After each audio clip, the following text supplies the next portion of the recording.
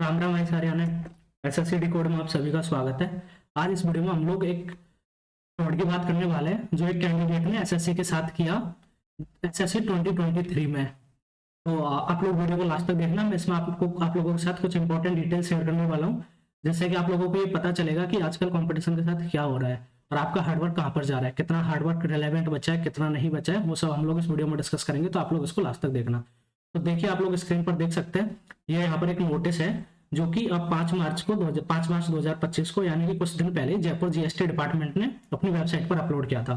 तो इसमें क्या हुआ था, आप लोग देख सकते हैं यहाँ पर कि एक कैंडिडेट था, उनका नाम ये रहा, ये रोल नंबर थे उनके, वो उनको जयपुर जीएसटी मिला था पोस्ट ऑफ इंस्पेक्टर सीजीएल 2023 के जो एग्जामिनेशन होते उसके बाद में उसको ये डिपार्टमेंट मिला था, पोस्ट मिली थी। लेकिन उसके बाद उन्होंने क्या किया, उनको इनिशियली तो कुछ पता नहीं चला था, ज्वाइनिंग के टाइम पे तो कुछ पता नहीं चला, ज्वाइनिंग के टाइम पे तो डिपार्टमेंट को ना एसएससी को किसी को कुछ पता नहीं चला। बट बाद में कुछ लोगों ने उनकी कंप्लेंट की और उनको ये इंक्वायरी में उनको पता चला कि उनकी जगह पर अनदर कैंडिडेट बैठा था, इम्पर्सनेटर, यानी कि जो भी कैंडिडेट थे जीएसटी इंस्पेक्टर जिनको बना था, उन्होंने अपनी जगह पर डमी कैंडिडेट बैठाया था पेपर में।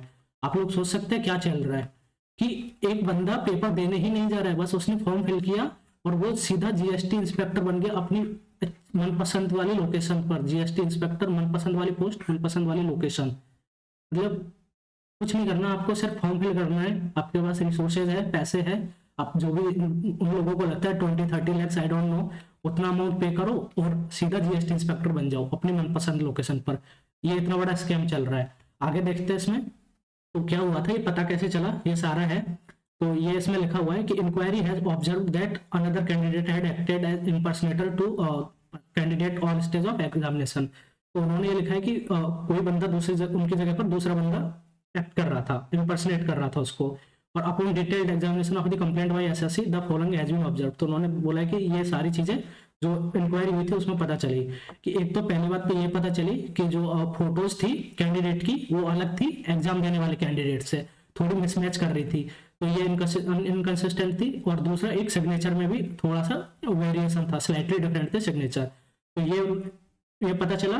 तो इससे एसएससी को भी डाउट हुआ और जो डिपार्टमेंट ने इंक्वायरी करवाई उनको भी डाउट हुआ। उसके बाद आगे स्क्रूटिनी हुई और जो भी अवेलेबल डॉक्यूमेंट्स थे उनसे पता चला कि एक इम्पर्सनेटर उनकी जगह पर, जो कैंडिडेट थे वैलिड कैंडिडेट थे, उनकी जगह पर कोई और डमी कैंडिडेट जिसको बोलते हैं वो बैठा सारे स्टेज में, यानी कि प्री में भी और उसके बाद अब मेंस में भी, टायर 2 में भी ये हुआ था।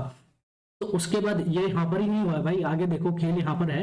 ये पता चला है कि जो डमी कैंडिडेट है, डमी कैंडिडेट जो है वो बहुत सारे लोगों का, 4 अलग अलग लोगों का और 4 और लोगों का पेपर दे चुका है एसएससी में ही। और ये तो सिर्फ पता चला, इतना तो नोटिस में है, क्या पता कितने लोग और हैं जिनका उसने पेपर दिया बट पता नहीं चला है। और ये सिर्फ एसएससी के साथ है, क्या पता वो और किसी सेक्टर में दे रहा होगा, जैसे रेलवे हो गया और बैंकिंग हो गया, और कहीं भी दे रहा होगा, स्टेट के जो एग्जाम होता है वहां पर दे रहा होगा।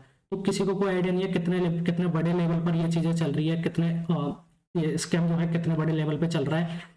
No idea. बस ये है कि इसकी वजह से कौन सफर करता है, हार्ड वर्किंग कैंडिडेट सफर करते हैं, जिनके पास रिसोर्सेज उतने हैं नहीं है, वो बड़ी मुश्किल से कोई एक बैच खरीदते हैं और अपना लगभग 10 to 12 आवर्स प्रैक्टिस करते हैं, मेहनत करते हैं और वो 310 नंबर लेके आता है। लेकिन पता चलता है कि उनको एक भी पोस्ट नहीं मिल रही है, क्योंकि एक बंदा जिसके पास थोड़े रिसोर्सेज थे उसने अपनी जगह पर डमी बैठाया, वो 340 नंबर लेके आया और अपनी मनपसंद वाली पोस्ट पर इंस्पेक्टर बन गया, जगह पर इंस्पेक्टर बन गया।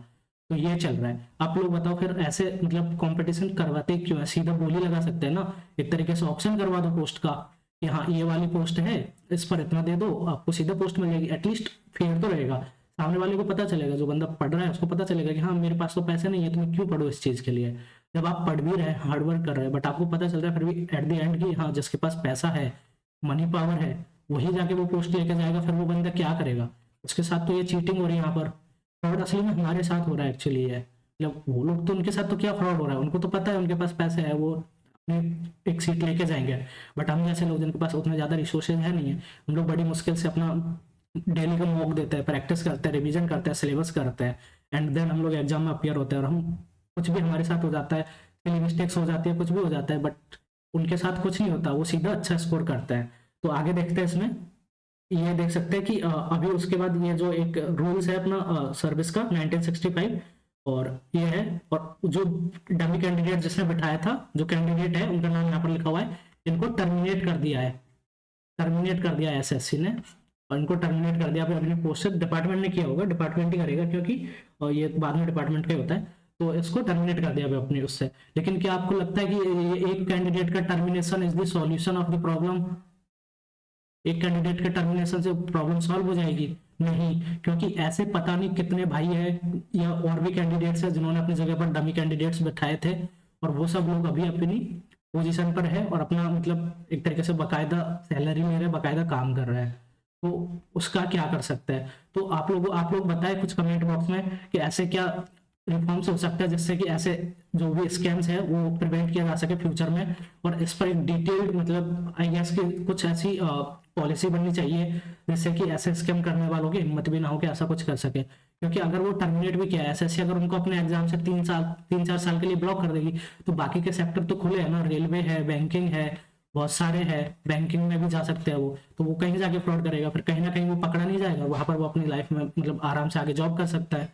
तो इस चीज का कोई एंड नहीं है जब तक कि एक प्रॉपर मतलब अच्छा वाला सिस्टम जो हो, जिसमें लोगों को डर भी हो ऐसी चीजें करने का, प्रॉपर सिस्टम की जरूरत है एक, तो वो फॉर्म होना चाहिए। क्योंकि कहीं ना कहीं पहले तो डमी कैंडिडेट्स बैठते हैं, फिर क्वेश्चन पेपर लीक हो जाता है, सिस्टम काम नहीं करता है, मतलब एक अच्छा कैंडिडेट जो मेहनत करता है सिर्फ और उसके पास और कुछ नहीं है, वो कहाँ जाए? वो पेपर में जाता है, उसका सिस्टम हैंग हो जाता है, तो उसके 10-15 मिनट चला जाता है, वो अंदर पैनिक कर जाता है, उसका पूरा पेपर खराब हो जाता है। उसके बाद वो टाइपिंग देने जाता है, अगर उसका प्रीलिम्स क्लियर हो जाता है, वो मेंस के लिए बहुत मेहनत करता है, टाइपिंग में उसका कीबोर्ड काम नहीं कर रहा है, वो टाइपिंग में फेल हो जाता है। और उसके बाद ये सब हुआ तो पता चलता है कि कोई डमी कैंडिडेट आया, उसने पेपर दिया तो उसके मार्क्स ज्यादा है, तो एक जो उसकी लोकेशन थी जो उसको मिल सकती थी वो डमी कैंडिडेट ले गया। तो इसका कोई सॉल्यूशन नहीं है, इसमें सफर हमको ही करना पड़ेगा। तो आप लोग इसको ज्यादा से ज्यादा शेयर करना अपने दोस्तों के साथ, जिससे सबको पता चले, और सब लोग कमेंट भी करना, क्योंकि आप लोगों को लगता है कि एसएससी को रिफॉर्म्स की जरूरत है या फिर किसी भी गवर्नमेंट एजेंसी को रिफॉर्म की जरूरत है, आप लोग कमेंट करके जरूर बताएं। और अगर आप लोगों को ये इन्फॉर्मेशन पसंद आई हो तो वीडियो को लाइक जरूर कर देना। Thank you for watching, bye bye.